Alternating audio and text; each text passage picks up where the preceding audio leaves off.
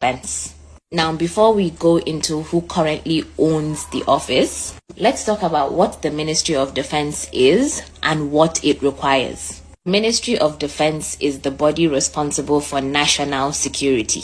It is supposed to supervise the Nigerian armed forces, protecting our borders, overseeing defense policies, military intelligence, coordination of armed operations, procurement of weapons, and advising the president on all matters relating to national security, to the national security of the hundreds of millions of Nigerians across every nook and cranny of this country. Ideally, the Minister of Defense should be someone with very strong experience in military service. Someone with strong experience in military service, in national defense, national security, defense strategy, counterinsurgency operations, intelligence work, or at least expertise in defense administration. Someone who understands troop deployment, someone who understands conflict zones, military logistics, threat assessment, weapon procurement, and the very architecture of national security. Now, let's look at who we actually have as the Minister of Defense. Nigeria's current Minister of Defense is Bello Matawalle. Yes, the former governor of Zamfara State, the person who was the governor between 2019 to 2023. Yes, the same Zamfara that is one of the most terror-plagued states in the northern region. Now, you might be asking yourself, what is his qualifications for being the Minister of Defense, right? His background is that he started off as a teacher in a government girls' college in Morike and one other place in Zamfara State. Then he became a civil servant where he joined the Federal Ministry of Water Resources. And then he gave politics a shot where he ran and won a seat in the National Assembly and he left the Federal Ministry of Water Resources. That is in 1998 and he has been in politics ever since.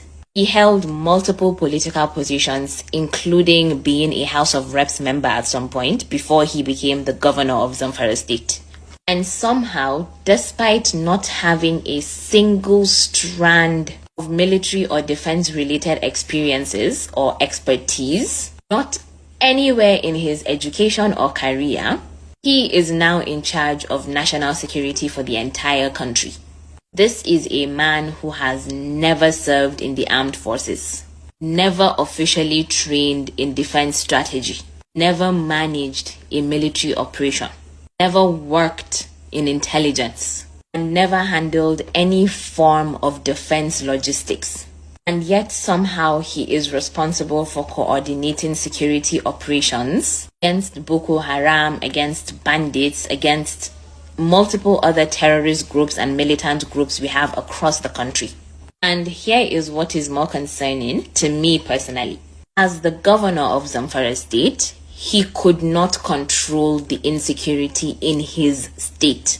Under his leadership, Zamfara remained one of the most terrorized states in Nigeria. But somehow, after failing to secure one state, he was put in charge of securing 36 states, including the FCT. And then we have the allegations. During his time as governor, he has been accused by the current governor of Zamfara State, Dauda Lawal, of basically frolicking with bandits.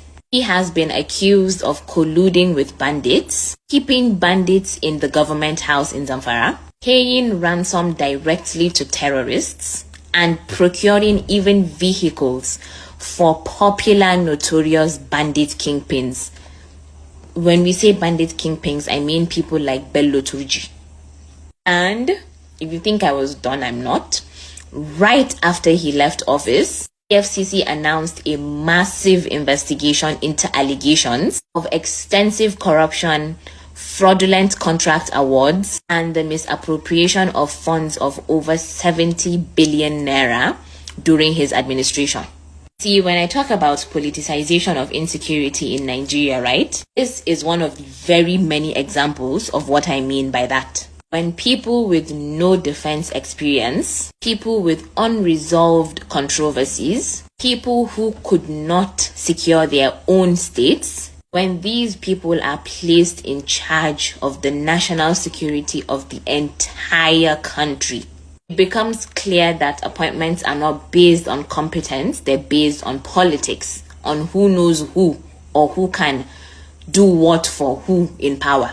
It stops being about governance, it stops being about protecting the people, and it starts being about protecting the interests of those in power. Now, whether the allegations are true or not, one thing here remains a fact. Nigeria deserves a Minister of Defense who has actual